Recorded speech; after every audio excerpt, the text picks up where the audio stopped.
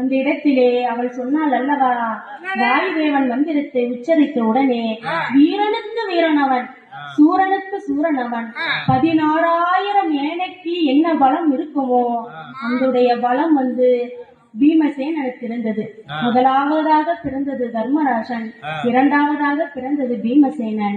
அப்போ காந்தாரிக்கு ஒரு நாளைக்கு ஒன்று என்று சொல்லி 99 விஷங்கள் பிறந்தது.